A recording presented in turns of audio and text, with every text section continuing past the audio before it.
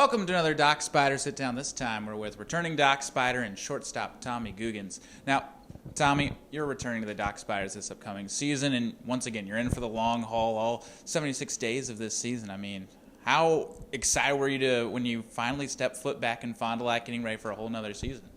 I really missed it a lot. I was super excited. Fond du Lac is kind of like my happy place, to be honest, and it's a long summer, but I mean, it's just a ton of fun, and you know, you can kind of let go of everything else and just kind of be here. So. And getting to that, I mean, you're a player that has spent 2 prior summers with other collegiate leagues. I mean, I know we've talked about your time up in Vermont and those other summer collegiate leagues, and you've talked about how you had fun at those times, but you had a special connection in Fond du Lac. Can you kind of tell us what was so special about this Doc Spiders community? Definitely the community. The people here is what makes it.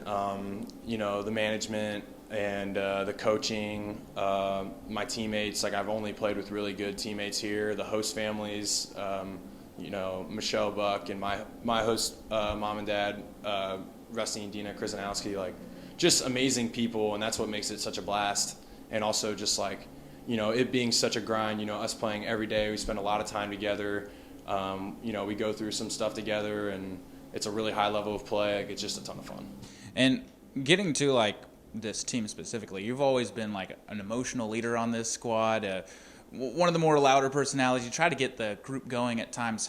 Do you take that as like that's your role? You try and be the guy that's always positive, keep the guys always moving? I mean, in some ways, yeah. I know, like, you know, talent alone isn't why I'm here, and I know, you know, part of like me being asked back for this year is like, you know, knowing that they can count on me. I'm going to be here from start to finish, and that I'm going to be a good teammate and, you know, like, make a lot of friends, you know, make everyone feel included, like, bring the guys together, like, playing games, like, having conversations. So I wouldn't say it's not like a formal role, but like, it's definitely, you know, part of, you know, what I bring to the table as a teammate, you know. And when it comes to being a teammate, I mean, surely you've made some connections here at Fond du Lac that have like transcended being past Fond du Lac, and when you're in Princeton texting some of the guys. I mean, can you get into some of those connections that you've made? I mean, it's unbelievable. I mean, we just have, like, you know, the time on the field is important, but even like after, you know, there's a group of us that after every single game, like, we go to Culver's and we just sit there, you know, and it's just, you know, I talk to these guys on the phone, and like people who I played with last year, you know, they text me throughout the year, like, if they, you know, see something that makes them think of me, or like see I did something, like, they reach out to me, and it's just like really great friendships. And, you know, even though we haven't seen each other in a while, you know, it feels like we really haven't missed a beat. All right, so to move away from the flowery stuff for a second, Culver's. It seems like that's a tradition here that y'all guys have been doing for a little bit, but I want to get into your Culver's order. What when you go up to a Culver's, I know it might depend on the time of day, how you feel, and how hungry you are. Okay, what do you get? A large concrete mixer with M&Ms. Run the ball.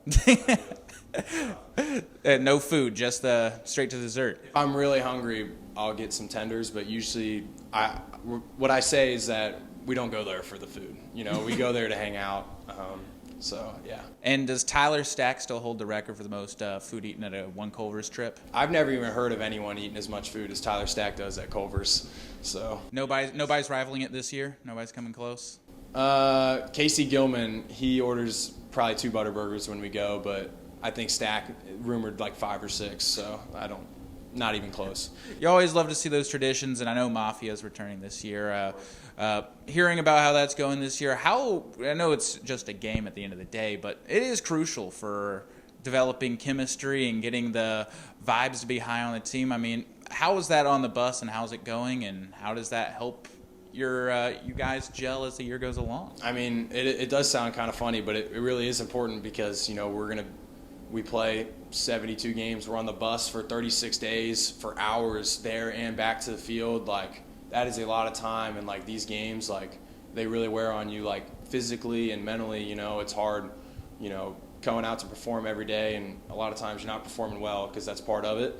And so, like, you know, getting things that really make you excited to come to the field and, like, you know, make you feel comfortable, and, you know, something to look forward to, something to like put you in the present moment, like playing games together. It is important, as funny as it sounds. It is pretty funny, but Transitioning a little bit to playing specifically at Harebaker Field, it's brand new with a new playing surface, but it seems like the fans that show up, they're still as consistent as they were last year. I mean, how are you fueled at all by playing in front of these fans and the supporters that are here in Fondy? Yeah, I mean, it is a small town, so it is kind of the same people, but I don't know. I feel like the fans, like, they've embraced me, and I feel like I've embraced them, like, not in like a way that different than any other player, but like, yeah, like you see the same faces and you hear the same voices in the stands, and it's, you know, it's cool, and you want to put out a good product for them. Like, you know, I want to go and play well, get a couple hits, like, for those people who coming out to watch, and because they're supporting, you know, all of us so well. So it is pretty special. And with this turf specifically, does it play any different than the grass last year? I know I heard you talk about the Harebaker hops last year. There's some weird hops off the infield grass. Is it any different with this turf? Yeah, I mean, the pace of play of the game is different. You know, last year the grass and the dirt, our field was known for playing slow, you know, which was really good for pitchers. You know, it limits the offense. You know, the ball moves slower. But, yeah, the pace of play at Harebaker Field, it's faster this year than it has in the past. The ball gets through the infield quicker. Guys are diving further. And it's a really great playing surface to look at, and it's really fun to play on. And now getting to your playing style and how you play baseball, when it comes to this upcoming season, what have you been working on throughout this summer that you're hoping to see improvements on as the year goes along? You know, just being consistent. You know, that's what baseball's all about. It's all about consistency. And, you know, I really feel like, you know, I'm not like an all-star type of player, but I really feel like I've raised my floor. You know, my bad days, you know, I'm going to still find a way to get on base. I'm gonna steal a base and play good defense, and then, you know, still striving to see if I can, you know, untap like some of my good days, you know, get multiple hits and drive in runs, and, you know, so always working on being consistent. And baseball, it's all mental, so just trying to work on that. And speaking to that mental aspect, you're a guy who played all season last go around. Now this season you're in for the long haul once more. How do you keep that mindset positive and look forward to the next game when there's, you know, you're going to have an off game every now and then, and you try to keep things moving forward? Yeah, I mean, it's really hard. It's as hard as it gets, but, you know, I feel like, you know, I've had some tough games, and they don't wear on me the same way they used to, and it's not because I don't take them as seriously, but it's just part of it. You know, that's something I always say is it's part of it. You know, making mistakes. You know, someone like you're gonna blow a game like sooner or later. It's gonna happen. It's part of it. You know, you move on. You show up the next day. It's baseball. That's what it's all about, and you know, it's all about your next at bat, and you just never know. So. We mentioned the chemistry a little bit before, but this infield, which you've played a couple of different roles in this season, played at first base a little bit, now back into your middle infield position. But overall, how's this chemistry been with this group of guys in the infield? Good. I mean, we have a group of, like, you know, the infielders, the most skilled players on the team. So, you know, we got a lot of competitive guys in the infield, guys who are really serious about baseball. And, you know, it's been really fun getting to play with them and, you know, watching the way they hit and the way they field, and, you know, it's been really cool getting to know these guys. And wanted to wrap up this interview with you, Tommy, talking about this coaching staff, because there's a pair of returners in this coaching staff that are back from your first season. Sam Fonder now elevated to the managerial position, and Ian Junker, the pitching coach. What's your experience been like working with them, as well as with the newcomers, EJ and AJ? It's been awesome. I mean, probably the best staff in the Northwoods. You know, really easy to play for. They're supportive. They push you. You know, it's not always pats in the back. You know, sometimes you need to get motivated a little bit. They're really serious about winning, but also, like, they would do anything for you. You know, Coach Fonder, he'll show up hours before. You know, he'll talk to you, pitchers, hitters, mental game, physical adjustments.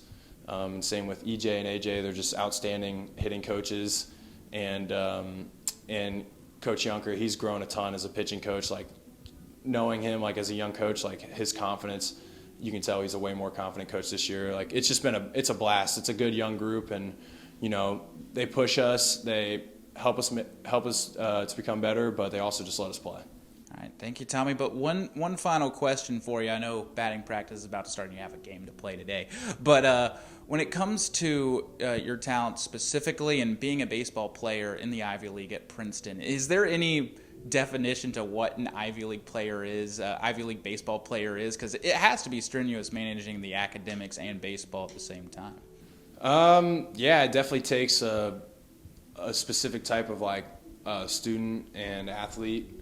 But I don't know. I feel like wherever you are, you know, the cream of the crop will rise to the top. So, you know, those people who are making it happen in the Ivy League or making it happen in the Big East or these other leagues, even Power 5 leagues, like I feel like those guys they're going to be good in all those settings. You know, guys, you know, how you do anything is how you do everything. So taking care of business in the classroom is the same as taking care of business on the field. And so time management, I'm not going to pretend like everyone could do it, but, you know, I feel like it's just part of it.